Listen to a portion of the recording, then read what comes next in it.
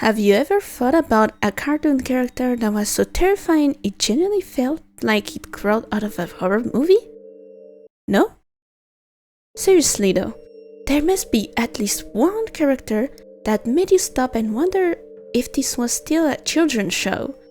Well, Windy, I'm about to introduce you to 5 characters who are so terrifying they could easily be the main villain in their own horror movie. So let's get started.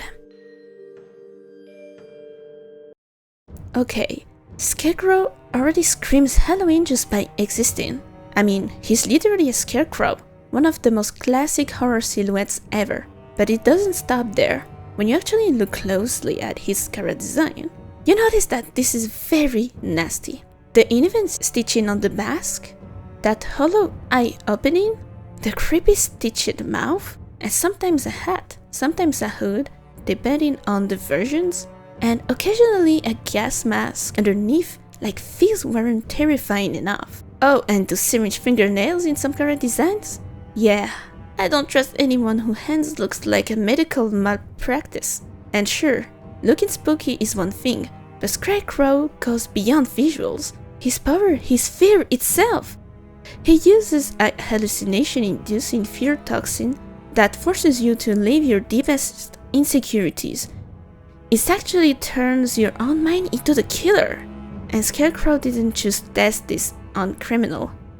No. He experimented on his own student first, then on people in Arkham, and eventually on Gotham at large. He's basically what happens when a psychology genius says, what if I committed every academic ethics violation imaginable, and then kept going? What is his whole plan? To save humanity by forcing everyone to confront their deepest trauma so he can rebuild the world into some twisted Garden of Eden. This man is the definition of psychological horror. Now moving on to Freaky Fred. He is the definition of creepy in a way you can't immediately explain. He is polite, cheerful, he smiles so big it looks like his face is about to split open. And he is obsessed with shaving hair? Not cutting, not styling, shaving, literally, everything. His whole backstory reads like a horror villain serial killer origin, but told in a cutesy poetry voice. He had a hamster and shaved it bald. Then he shaved his girlfriend Barbara bald, and he even ended up in a mental institution for shaving too many things. This is literally serial killer behavior but downgraded to PG-13. What makes him terrifying is the contrast. He's harmless on paper. I mean, all they do is shave people and animals. He's even fond of Courage, his aunt, and his uncle. But the vibe is wrong. It's that friendly neighbor who definitely has bodies in the basement energy. And the worst part? Remember when Courage got locked in the bathroom with him? Fred shaved Courage down to a single patch of fur on his tail and left a note that said, "With love, Fred." Bro even stuffed pancakes in Courage's mouth like this was a brunch date. That's animal cruelty with a smile. Ooh. In a horror movie, this smile is a slasher villain. But instead of knives, he comes at you with hair clippers. Hama looks like your typical sweet old lady, the one who would offer you tea and cookies.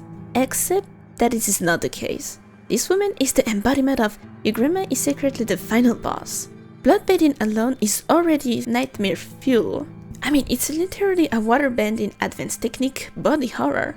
Hama can control your body like a puppet, your limbs, your movement, everything, just by bending the water inside you. The show is family friendly, so they kept it subtle.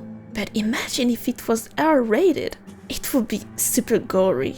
Well, you already see the water being ripped out of plants until they're left dead dry. And what makes Hama terrifying is the reveal. She starts off as this gentle mentor, teaching Katara how to see water everywhere. And the environment already feels off.